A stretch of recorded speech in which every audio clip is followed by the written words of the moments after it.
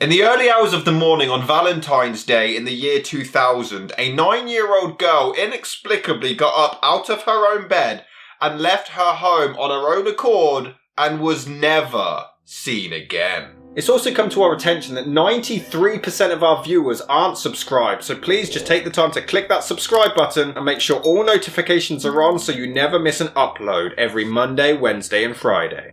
Born in 1990, Asha Degree was the youngest of two alongside her brother O'Brien to parents Harold and Iquilla. The family lived in Shelby, North Carolina, where Harold worked as a dock loader and Iquilla built pianos for Kauai American manufacturing. At the time of this horrific tragedy, the children were 9 and 10 respectively, but despite their ages, they still brought themselves home from school, let themselves into the house, and were expected to do their homework. The parents did their absolute best to protect their two children from any outside influences, and therefore their lives consisted mainly around family, church and school. Iquilla was always heavy against having a computer inside the home. Quote, every time you turned on the TV, there was some paedophile who had lured somebody's child away via the internet. End quote. The couple, however, claimed that Asha was absolutely fine with this lifestyle, describing her as a cautious and shy child who always preferred to stay home anyway. Quote, she was scared to death of dogs. I never thought she would go out of the house. End quote. By the time of this incident, Asha was in the 4th grade of Falston Elementary School and was about to enter a 3-day weekend. The Cleveland County schools were all closed on Friday, February the 11th, 2000. Instead, Asha and her brother O'Brien spent the day at their aunt's house in the same neighbourhood. The next day, Asha competed in her school basketball team, playing as the star point guard, but after she fouled out, her team sadly lost the first game of the season. She was described as being clearly distraught over this, crying alongside her other teammates. But she supposedly did get over this incident and happily went to view her brother's own game later that same day. However, this is when things began to get strange.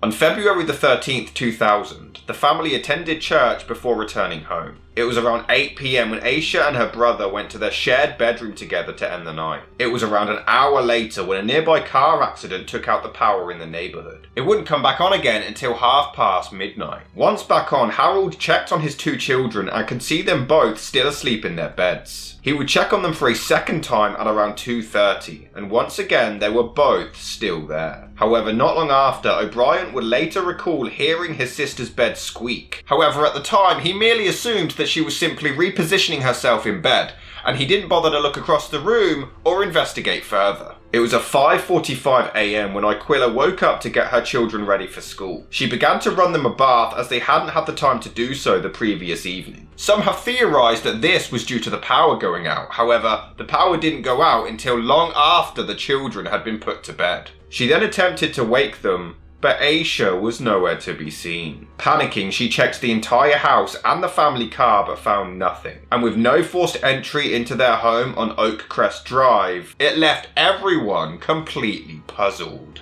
Attempting to remain calm, Harold believed that she may have gone to his mother's house across the street, but she wasn't there. Iquilla would later retell her story, quote, that's when I went into panic mode. I heard a car next door. I put shoes on and ran outside, end quote. She called her mother in a panic before phoning the police, who arrived at 6:40 AM. Sniffer dogs were unable to pick up their daughter's scent, but Iquilla ran through the entire neighbourhood calling her name, waking everybody up at around 7. Friends, family members and neighbours all cancelled their personal plans to aid in the search, including the local pastor and other clergymen showing their support to the family. Only one item was discovered, a mitten, which Iquilla confirmed did not belong to her daughter. It was around this time, once the story broke to the news, that 2 locals came forward to report having actually seen her, and this now painted a completely different image of what took place.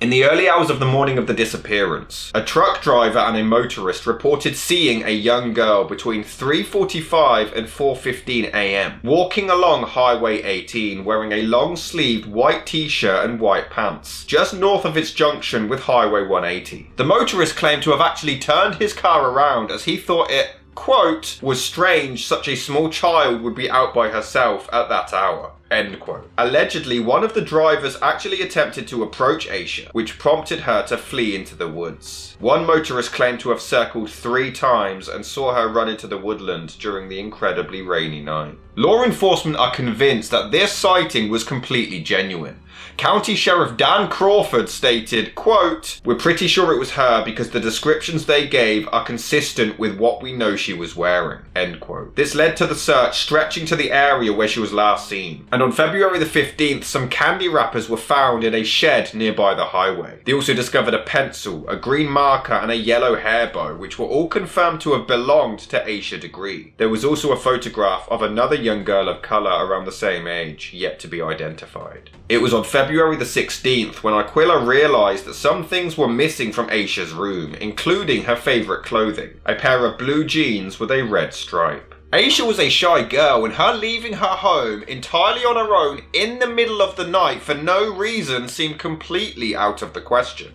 But it appears that this is exactly what happened. Just a week later, after 9,000 hours being spent in the 2 to 3 mile radius of the area, after flyers being posted around and having received 300 leads regarding abandoned houses and wells where she may have ended up, the search was completely called off. Crawford stated, quote, "We never really had that first good substantial lead," end quote, though he and the rest of law enforcement urged for the public to keep the story alive. She was added to both missing children databases of the FBI and North Carolina State Bureau of Investigation, but the main consensus among investigators was that Asha had prepared to leave the house and had planned to do so for days beforehand. They didn't consider this a typical runaway, as usually children who leave home to start a new life are at least 12, whereas Asha was only 9. Furthermore, upon investigation, there was seemingly no reason for her to have run away from her family. There was no evidence of them having a dysfunctional lifestyle, nor did she suffer any poor academic performance at school. But regardless, it was concluded that this was the most likely scenario and that she was abducted along the way.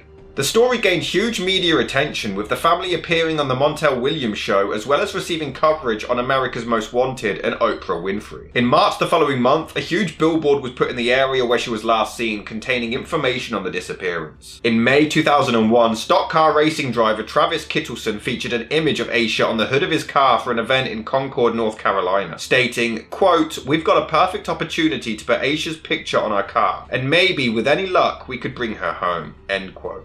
But finally, after a year and a half of questions, there seemed to be a lead. On August 3rd, 2001, Asha's book bag was discovered during a construction project off of Highway 18 in Burke County, near Monganton, 26 miles away from Shelby, wrapped in 2 black trash bags. The worker who found it claimed that it contained Asha's name and phone number. The bag also contained other undisclosed items which were all taken to a lab in Quantico, Virginia for forensic analysis, but the results of these tests were not disclosed to the public, nor for years were the contents of the bag. It was in 2004 when authorities received a tip from an inmate at the county jail advising of where Asha Degree was buried. However, once they dug up the location, an intersection in Lawndale, some remains were found but were confirmed to have belonged to an animal. It was in 2005 when Asha's image was featured on several work vehicles in 2 North Carolina companies, ServPro and Republic GDS, whose president Drew Eisenhower stated, quote, "We are doing this for one reason and one reason only, and that is to find Asha Degree. Then we can move forward and help other missing children as well," end quote. Some age progression images were released showing what she may look like today, which were featured on 28 vehicles. The family have always done their best to keep her name alive, establishing a scholarship in 2008 named after her to honour a local student. They would also often host annual walks to raise awareness and money to continue the search, beginning at their home and ending where she was last seen. The family have always kept up hope, with Aquila stating, quote, "I fully expect her to walk through the door," end quote. It was in 2013 when she was interviewed regarding her daughter's disappearance, and she claimed that the case didn't get nearly as much media attention over the years as other missing person stories, because Asha was black. Quote, "Missing white children get more attention. I don't understand why. I know if you ask them, they will say it's not racial. Oh, really? I'm not going to argue because I have common sense," end quote. It was in February 2015 when the FBI announced that they would be reinvestigating the case and re-interviewing witnesses, offering $25,000 as a reward for any information that may lead to the arrest of those responsible for the disappearance. In September 2015, the Child Abduction Rapid Deployment Team joined the investigation, conducting around 300 interviews. By May the following year, they claimed that this new investigation had actually turned up a possible lead. Some reports claimed that Asha may have been seen getting into a dark dark green early 1970s Lincoln Continental Mark IV, or possibly a Ford Thunderbird from the same time period, along Route 18, with the vehicle being described as having rust around its wheel wells. It wasn't until now when the FBI finally confirmed the contents of the bag found at the construction site years earlier. There was a copy of the Dr. Seuss book Look Elliott's Pool, as well as a New Kids on the Block t-shirt. Though the bag belonged to Asha, these items didn't seem to, though the book was taken out from her school's library. In October 2018, the County Sheriff's Office appealed for information from the public regarding these items, as they were considered to have been vital clues in the case. But it wasn't until November 2020 when they finally got a confession. Convicted sex offender Marcus Mellon, who had been arrested 6 years prior, wrote to the Shelby Star and claimed that Asha was murdered and he knew exactly where to find the body. However, by February 2021, law enforcement confirmed that this was another dead end.